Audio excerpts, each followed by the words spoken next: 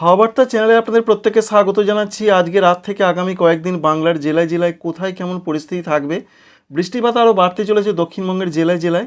উত্তরবঙ্গে বৃষ্টিপাত বেশ কিছুটা কমতে চলেছে। সামগ্রিকভাবে কী আপডেট রয়েছে, কোন সিস্টেম রয়েছে, কোন সিস্টেম আসছে, সমস্ত কিছু জানিয়ে দেব এই ভিডিও থেকে। প্রথম কথাই রয়েছে পশ্চিমবঙ্গে দক্ষিণবঙ্গের জন্য বিক্ষিপ্ত বৃষ্টিপাতের সম্ভাবনা রয়েছে। তবে বলা হয়েছে আজকে যেটা আপডেটে, দুপুরের আপডেটে জানা যাচ্ছে যে ওয়াইড স্প্রেড রেনফলের সম্ভাবনা রয়েছে দক্ষিণবঙ্গের জেলাগুলোতে। তবে বিভিন্ন জেলাতে কিন্তু সেইভাবে বৃষ্টি আজ দেখতে পাওয়া যায়নি। তবে 24 পরগনা, কলকাতা সংলগ্ন জায়গাগুলোতে কোথাও ঝিরিঝিরি, কোথাও হালকা মাঝারি বৃষ্টির লক্ষ্য করতে পারা গেছে। তবে আজকের যে আপডেট আলিপুর আবহাওয়া দপ্তর দিচ্ছেন তাতে তাঁরা বলছেন উত্তর এবং দক্ষিণ 24 পরগনা, পূর্ব এবং পশ্চিম মেদিনীপুর এই চারটি জেলার কোথাও কোথাও বিক্ষিপ্ত মাঝারি থেকে 2-1 জায়গায় একটু ভারী বৃষ্টিপাত হতে পারে। যদিও বিরাট কোনো অ্যালার্ট নেই, ইয়েলো অ্যালার্ট রয়েছে।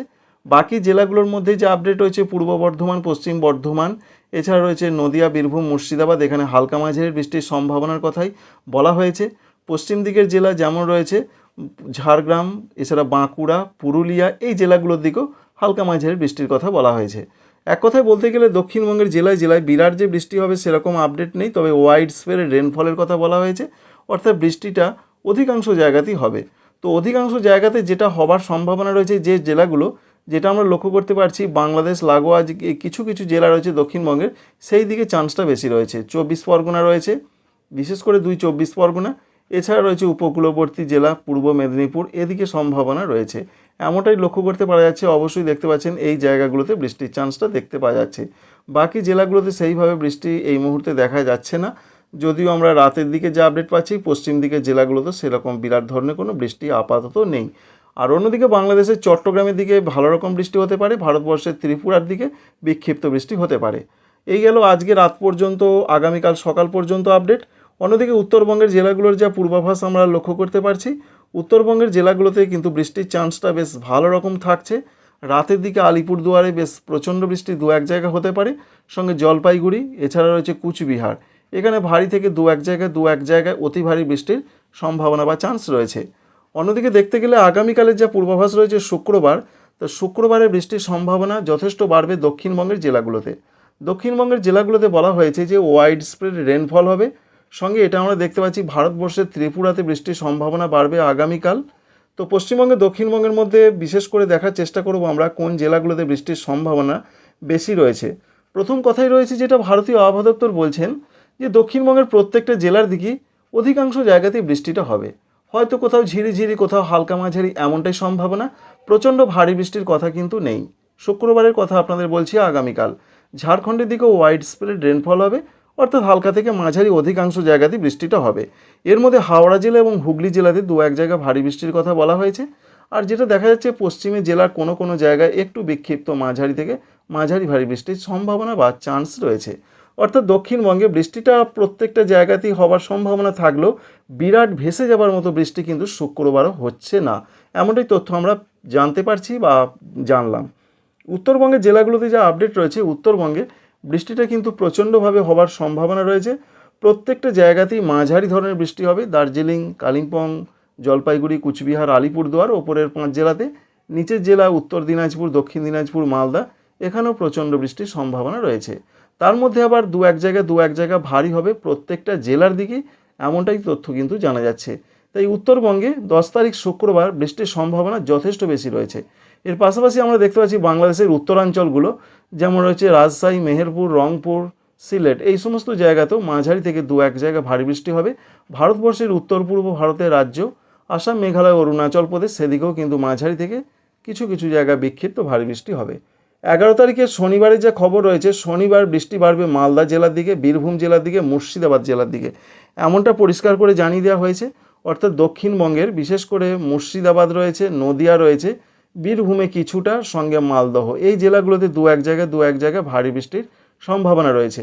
এর পাশাপাশি পূর্ব বর্ধমানে মাঝারি ধরনের বৃষ্টির চান্স রয়েছে 11 তারিখের দিকে।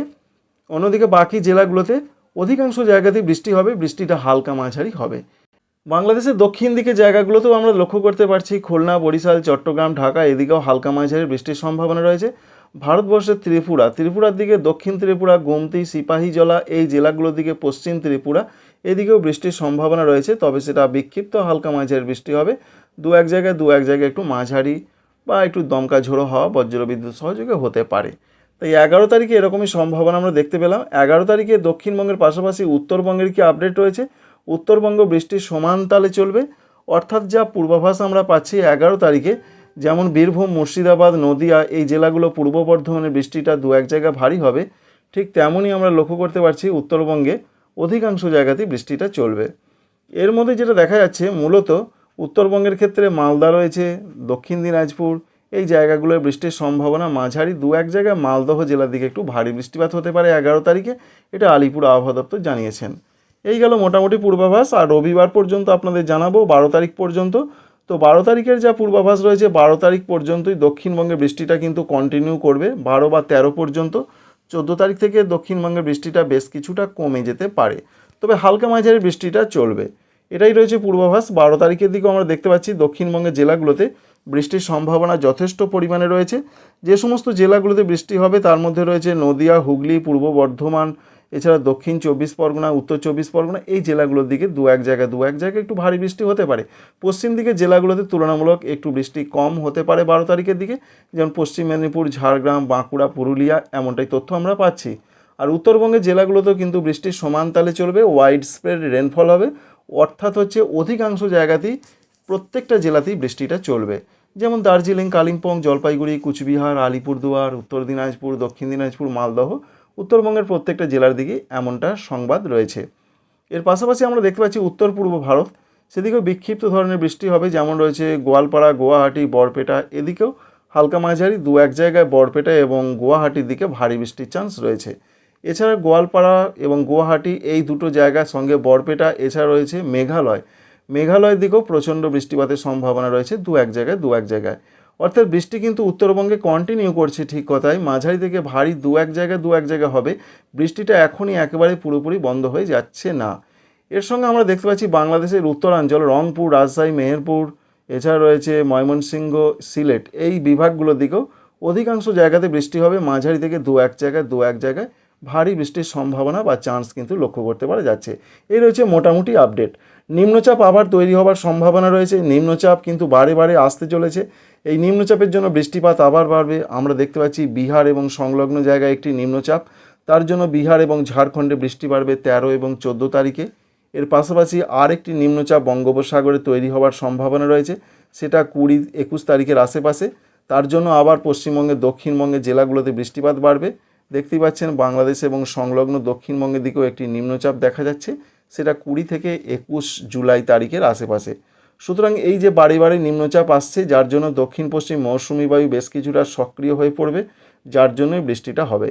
তবে দক্ষিণবঙ্গে যেভাবে বৃষ্টি আগে দেখা গিয়েছিল অনলাইন সিস্টেম থেকে প্রবল বৃষ্টি, সেই সম্ভাবনা 13 তারিখে আগে দেখা গিয়েছিল, তো এখন সেটা দেখা যাচ্ছে না, বাড়ি কিছুটা চেঞ্জ হয়। তো 20 তারিখের আশেপাশে যে নিম্নচাপটা আসছে তার জন্য দক্ষিণবঙ্গ, ঝাড়খণ্ড আবার কিন্তু প্রচণ্ড না হলেও বেশ ভালো রকম বৃষ্টি পাবে, কৃষির উপযুক্ত বৃষ্টির একটা চান্স বা সম্ভাবনা নতুন করে পাওয়া যাচ্ছে। Thanks for watching.